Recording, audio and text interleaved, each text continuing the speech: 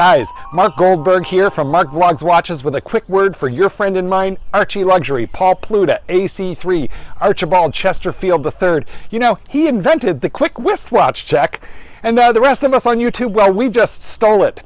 Help keep Archie full-time on YouTube by liking this video, watching this video, tell your fuckhead friends, and make sure to subscribe to his Patreon. And now, Archie Luxury. Hi guys, I'm Paul Pluta and welcome to the Archie Luxury and the Paul Pluta channel. Today guys, this is an emergency video. This is for all the travelers in the audience there. Quick wristwatch check. I'm wearing a Patek Philippe 5196. And today guys, what I'm making this video on is, this is for travelers, and this is the title of the video: do not travel with too many luxury watches.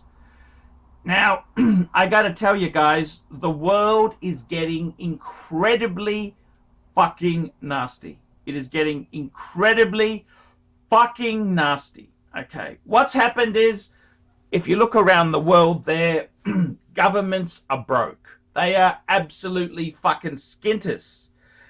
So they are clamping down on the rules. Okay, they're clamping down on the rules. And what's happened is the number of tax-free countries, when I say tax-free, these are countries that don't have sales tax, GST, or VAT, is shrinking. The only country that comes to mind is Hong Kong. Hong Kong. Dubai recently added 5% tax, VAT, GST, whatever you call it. Singapore has had 7% for a decade or more, and used to be tax-free. The world is getting more and more nasty. So if you are a watch enthusiast, if you are a watch lover, a watch traveler, what is the advice to do? And I gotta tell you, man, I would love to honestly travel with a box like this full of beautiful timepieces when I travel. However, guys, not a fucking good idea. Nope. Not even 4 watches. Nope. Nope. See, what's happened is we're in a very interesting time. The time period we're in is like no other time period in history. We have never had travel has been so affordable and so cheap. Airfares have largely stayed the same against inflation. In the 1970s, to fly to England from Australia was about $1,500 to $2,000. The difference is that was a hell of a lot more money in the 1970s, a lot more buying power than today. So, what is happening? Well, we've got the collector, the watch enthusiast who wants to go and see the world. And let me tell you some horror stories. Absolute horror, horribilious stories. When you land in a country, what happens is you have something which is called a, what do you have? You have a customs declaration.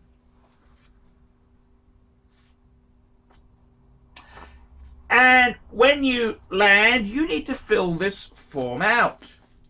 And it will ask you a number of questions. It'll ask you things like your full name, your passport number, your flight you came from, your address, blah, blah, where you're going to stay.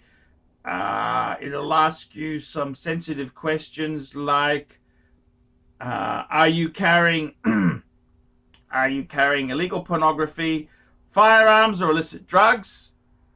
Are you carrying more than 25 cigarettes? Are you carrying more than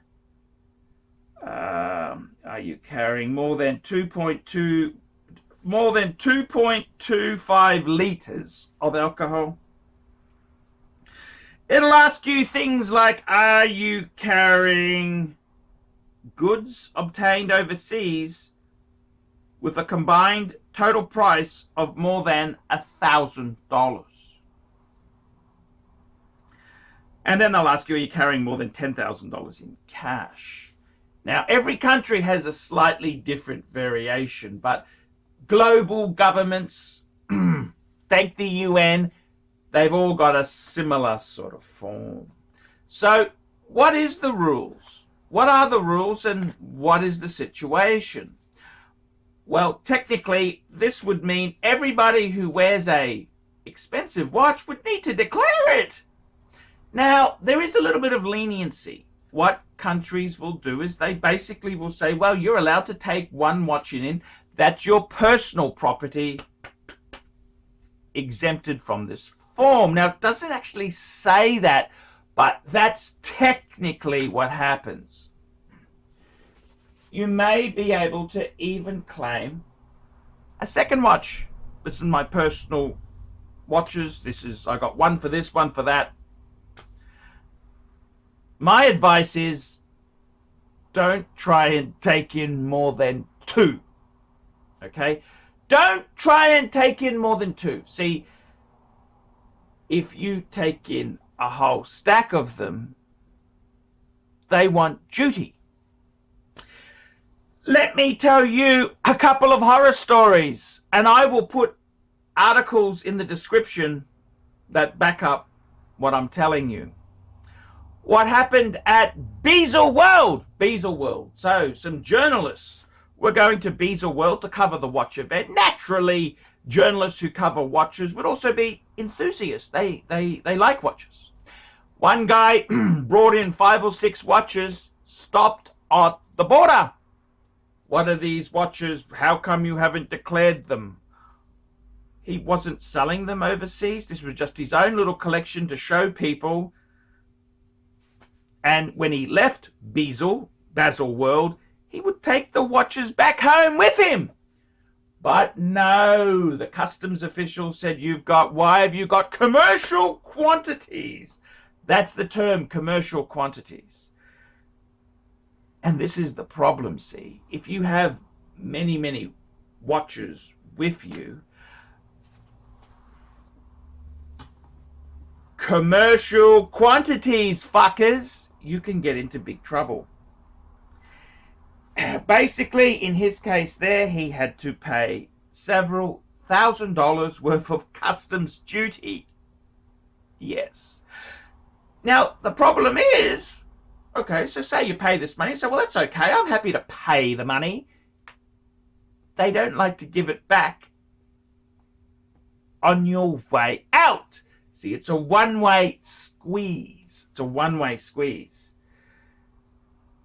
And this is the frightening thing. The journalist who went to Beazle World had to pay duty on these fucking vintage watches he was taking in. They weren't even really good watches. Another horror case, a good friend of mine. I know a friend of a friend of a friend. He lives in Bangkok. He's a Pommy. He's an English guy. He was going back home for Christmas to see indoors at home. He's got 2 indoors, one in Thailand, one in England, and one on the side, fuckers. He left Thailand with 5 vintage Rolex, went to England, went through okay, came back to Thailand 6 weeks later. They nabbed him for taking these watches into the country. And he said, well, where do you think that these came from? Argue, talk to the hand. It's a disaster. America, the land of the free. TSA agents. You know what Tony Soprano said about the TSA agents? Yes. I'll put a link in this video here to the Tony Soprano clip on the TSA agents.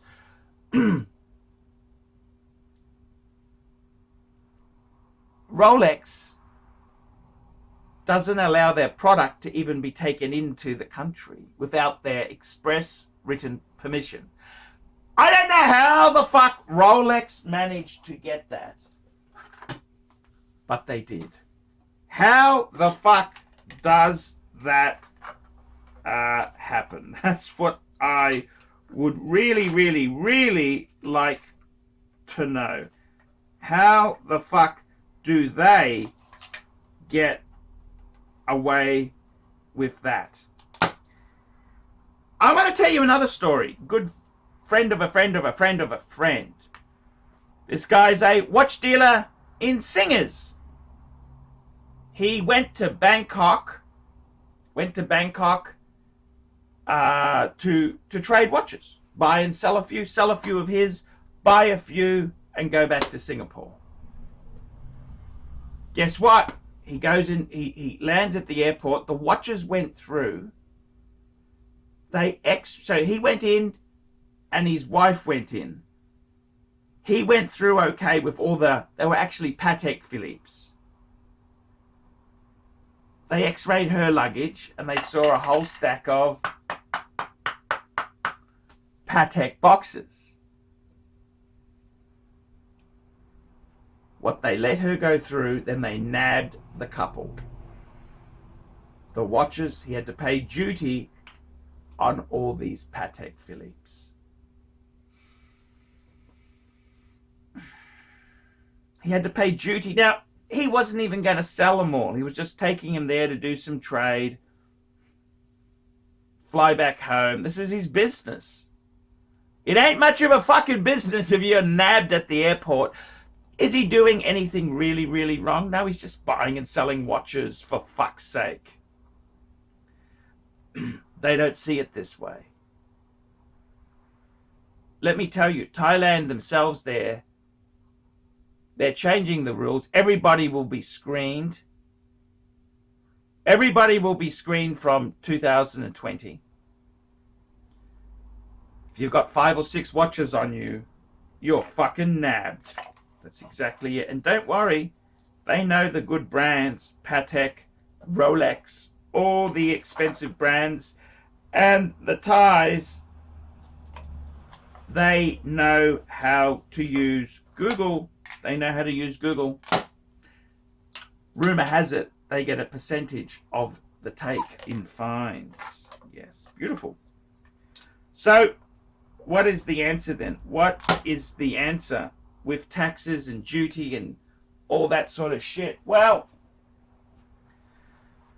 I got to be completely honest with you. It's a fucked world. When they talk about globalization and free trade, they're not talking about it for the small guy. They're talking about it for big end of town, not the small guy. My honest advice is I would not travel with more than 3 luxury watches. I usually travel with 2 watches.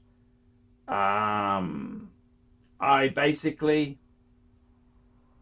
have a dress watch, and I have an every day sort of watch. I wouldn't be traveling with 4 or 5 watches. No. Definitely not. Definitely not. Technically speaking, if you've got a Rolex, anything Omega onwards up, you've got to declare it. You're supposed to declare it. It's supposed to be declared. Now that's following the letter of the law. See, this is how world governments and evil governments work. They let you get away with it, but in the fine print, you should have always declared it. So, to be honest with you, I think honestly, be careful. Be careful. Hong Kong, no problem. Take as many fucking watches in as you like. Take as many in as you like. Hong Kong, no problems. All these other countries, it's fucked. It's all fucked. The world is clamping down, and they do it under fictitious names. Anti-money laundering, anti-corruption, anti-this. Well, what about my right as a consumer to take my goods to different countries. Not to fucking sell to the maggots in your country, but just for my own pleasure.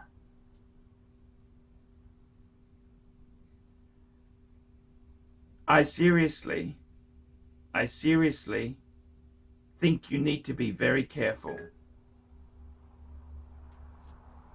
This is a vicious world. It's not a friendly place. It's nasty. Governments are not your friend. Governments are not your friend. They're out to fuck you over big time. If you're traveling overseas, limit the number of high-end luxury watches you are taking. There will come a time where all your off-ledger assets will be taxed. There will be a wealth tax coming, guys. It's inevitable. We're having EU one government in Europe. America. The Trumpster will get booted out eventually. Governments are broke. Aging population. They're really fucking broke. Let me tell you this, guys. You be very careful. Non-ledger assets are becoming a thing of the past. So my advice is, personally, 2 watches per person. That's it. 2 watches per person. Leave the boxes at home. Do not ever travel with the boxes. Also, when I travel, what do I do? I'll tell you exactly what I do, so there is never any problems. This is my carry bag when I'm traveling. I have a full list of serial numbers to my watches. Full list of serial numbers. This is a photocopy of the original certificates. And this here, these papers, this is a photocopy of the original certificate. It tells you the date, the watch. This case was 1999. That's for my annual calendar. My 5127, April 2008. 5110. Actually, that one's undated, but that model hasn't been made for over 10 years. I've got my 5296, August 08. I travel with these papers here. Also, my Reverso has got an engraving on the back with the date 2012. It was a gift from my wife at the time. Believe you me, the world is getting more and more nastier as governments get more and more desperate for money, your money. The problem with socialism is eventually you run out of other people's money to spend. So they need to make ways to thieve it from you. Believe you me, free trade, globalization, that's for the big boys, not for little traveler. So do not take your collection with you. Be very, very careful. Not only is it dangerous too, it's very dangerous. London is, you'll get your fucking hand chopped off for your watch. My best advice is bank safe, put your watches in the bank safe before you go. I personally, what have I done? I've got 3 bank safes.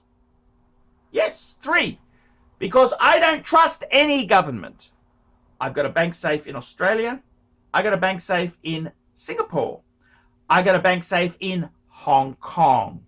3 bank safes. That's correct. 3 bank safes. Because you never know what will happen in the world. My advice to you is do not travel with more than 2 watches. I'm Paul Pluta. This has been a video for my audience. This has been made for purely entertainment purposes. If you are a government official from a nasty fucking country with nasty heavy taxes, this video is purely comic relief. Nothing in this video is factual or actually real. It's purely made for Google revenue, which you're entitled to tax me on. It's purely made to bring in interest to my channel so I can be a good law-abiding citizen. Please be careful. I'm poor Pluta. Tell me what you fuckaroonies think of that.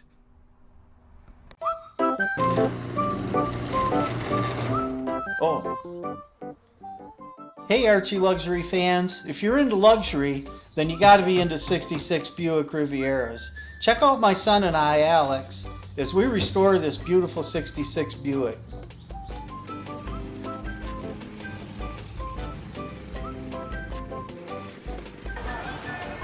Neighbors are having a picnic, you know, having fun and stuff. Me, I'm doing cars. It's what I've done my whole life.